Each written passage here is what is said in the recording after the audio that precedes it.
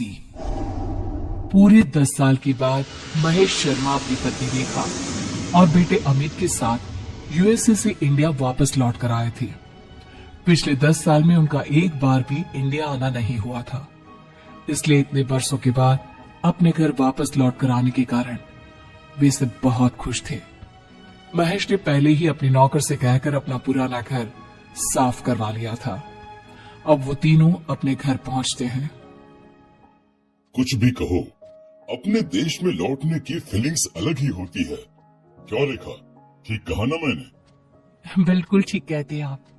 10 साल कब निकल गए पता ही नहीं चला। 10 साल का था अमित जब हम यहाँ से विदेश गए थे। मम्मी पापा, जब मैं यहाँ से गया था तो मेरे बहुत सारे दोस्त थे, आसपास के घरों के कॉलोनी वाले। अब तक तो वो सब भी कितने बड़े हो गए होंगे, पता नहीं अब यहाँ रहते भी होंगे या नहीं। वो पिंकी याद है? बचपन में पूरा समय अमित के साथ ही खेलती रहती थी। कितनी प्यारी बच्ची थी। कौन? वो अपने गुप्ता जी की बेटी? हाँ हाँ वही। गुप्ता जी अभी भी इसी मोहल्ले में रहते हैं? देख लेना, हमारे आने की खबर सुनकर दौड़ कर चले आएंगे।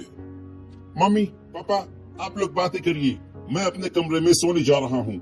मुझे कुछ देर आराम करना है। अमित अपने कमरे में जाता है और आराम से बेड पर लेट जाता है, लेकिन जैसे ही उसने अपनी आंखें बंद की उसे लगा कि कमरे की खिड़की के बाहर से किसी ने उसे आवाज दी। अमित, तुम लौट आए? मैं कब से तुम्हारा इंतजार कर रही थी। कौन है वहाँ पर? अगर कोई है तो प्लीज अंदर आ जाओ। अंदर आकर बात करते हैं ना। इस तरह खिड़की के बाहर से बोलने की क्या जरूरत है? लेकिन मैं तो यहीं रहती हूँ, तुम्हारे कमरे की खिड़की के बाहर, और मैं अंदर नहीं आ सकती। अरे बड़ी अजीब बात है, अंदर क्यों नहीं आ सकती? वैसे तुम हो कौन? अमित के इतना पूछते ही अचानक आवाज आना बंद हो जाता है। लगता है कि कोई मजाक करने की कोशिश कर रहा है। बाद में देखता हूँ।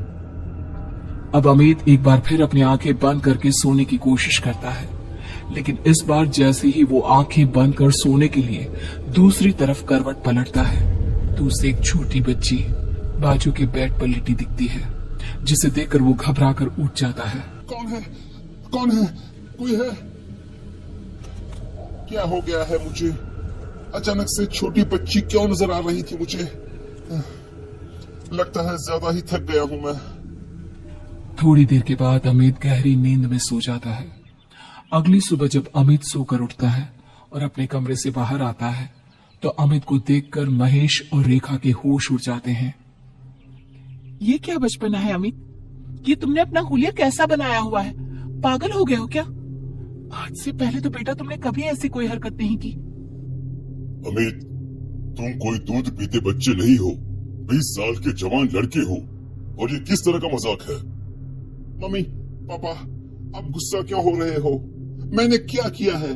अभी अभी तो नींद से उठकर आपके सामने आया हूँ और आप भी मेरे ऊपर गुस्सा कर रहे हो। क्या हुआ? रेखा अपनी जगह से उठती है और एक छोटा सा आईना लाकर अमित की आंखों के सामने लगाती है। ये देखो, तुमने अपने सर पर रंग बिरंगी रबड़ लगाकर 2 चुटिया बनाई हुई है और हेयरबैंड लगाया हुआ है और आंखों में काजल। पागल हो गए हो क्या?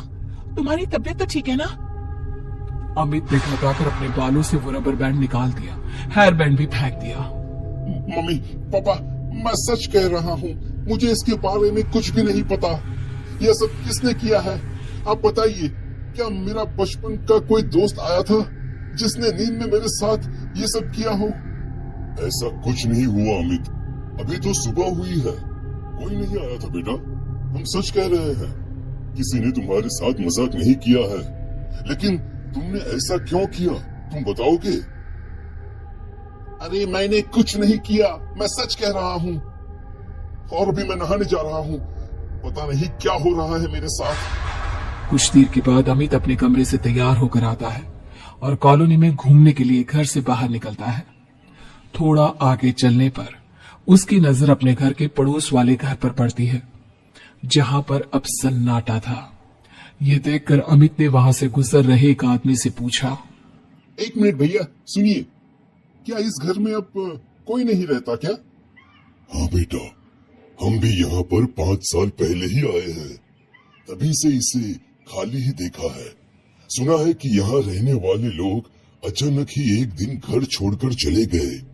उनके बारे में इस कॉलोनी के लोगों को जरा अजीब अजीब बातें करते हुए देखा है। अजीब अजीब बातें मतलब क्या? बेटा, किसी से कहना मत। वो क्या है ना, मोहल्ले की बात है। लोगों को पता चला तो बिना बात की बातें बनाएंगे। हाँ हाँ, मैं किसी से कुछ नहीं कहने वाला, लेकिन अब बताइए तो सही प्लीज। बेटा, सुना है इस घर में किसी की आत्मा का वास है।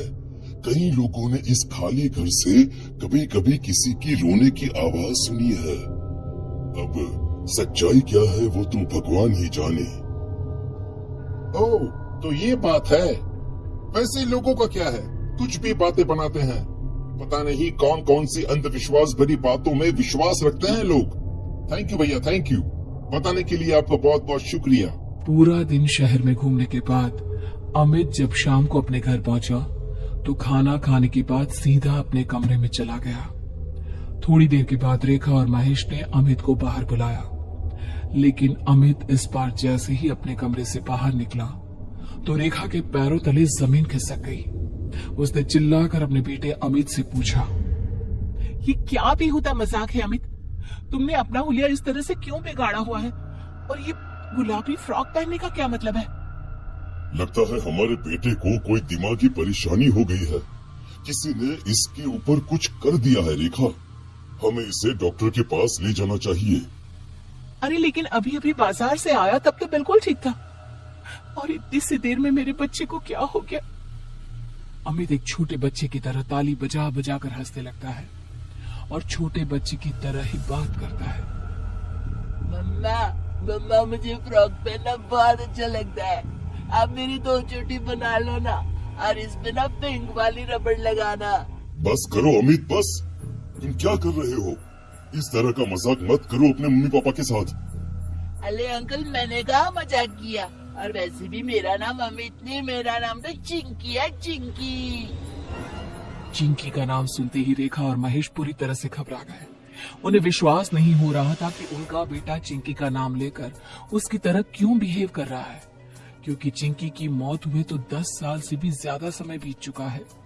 रेखा और महेश ने किसी तरह अमित को सुला दिया, लेकिन रात को अचानक अमित के कमरे से किसी की डरावनी आवाज आने लगी। लौट आई हूं मैं, लौट आई हूं, और अब यहीं रहूंगी तुम्हारे घर में, क्योंकि यहीं पर मेरी जिंदगी खत्म हो गई थी। तुम तो इतने जवान हो गए, लेकिन मैं तो छोटी सी रह गई ना। मैं चिंकी हूँ, मुझे फ्रॉक पहनना बहुत पसंद है। महेश और रेखा ने घबराकर अमित के कमरे का दरवाजा खोला तो वो दोनों हक्के पक्के रह गए। वहां एक 3 साल की बच्ची का साया पूरे कमरे में घूम रहा था। उसकी आवाज बिल्कुल अमित के जैसी थी, और अमित की आवाज एक छोटी सी बच्ची के जैसी। मम्मी पापा, देखो चिंकी वापस लौट आई है। वो मेरी वजह से चली गई थी, और अब वह वापस लौट आई है। देखो ना मम्मा, चिंकी को आइसक्रीम खाना बहुत पसंद है, उसको आइसक्रीम खानी है। आइसक्रीम लेकर आओ ना उसके लिए। अब तुम हमेशा मेरे साथ ही रहना। तुम बहुत अच्छी हो। मुझे तुम्हें उस दिन उस खिड़की से धक्का नहीं देना चाहिए था। ये मैं क्या सुन रहा हूँ? आज से 10 साल पहले हमारे बेटे ने छोटी सी बच्ची चिंकी को धक्का दे दिया था। मुझे भी यही लग रहा है महेश, और शायद इसी वजह से उस बच्ची की आत्मा आज भी यही रहती है। इससे पहले कि रेखा और महेश कुछ करते, अमित बड़े ही अजीब ढंग से चलता हुआ घर से बाहर निकला और सीधा बाजू वाले खाली घर में चला गया। रेखा और महेश भी उसके पीछे पीछे गए। जहां पहुंचकर उन्होंने देखा कि वहां टूटे फूटे आधे जले हुए खिलौने पड़े हुए हैं। वहां पहुंचने के बाद अमित बड़े ही अजीब ढंग से घर के ठीक बीचों बीच जाकर बैठ गया, और तभी वहां पर 3 साल की छोटी सी चिंकी महेश, रेखा और अमित को नजर आने लगी। अगर आपका बेटा उस दिन मुझे अकेले छोड़कर नहीं जाता तो मैं कभी नहीं मरती। मेरी मम्मी तो मुझे अमित के पास ये कहकर छोड़कर गई थी कि वो थोड़ी देर मेरा ध्यान रख लेगा, लेकिन उसने मुझे खिड़की के पास अकेला छोड़ दिया और मैं गिर गई। मेरे बच्चे को छोड़ दो बेटा, उससे बहुत बड़ी गलती हुई है, लेकिन तब वो नादान था, ना समझता, इसलिए तुम्हारा ध्यान नहीं रख पाया। अगर अनजाने में अमित से गलती हुई होती तो मैं उसे माफ कर देती, लेकिन जानती आंटी, इसने मुझे जानबूझकर खिड़की से धक्का दिया था ताकि इसे मेरा ख्याल न रखना पड़े और ये अपने दोस्तों के साथ जाकर खेल सके। ये तुम क्या कह रही हो? अगर ये सच है तो फिर यही सच है, और आज की बात से मैं हमेशा अमित के शरीर में रहूंगी, और जब मेरा मन करेगा तब बाहर आऊंगी।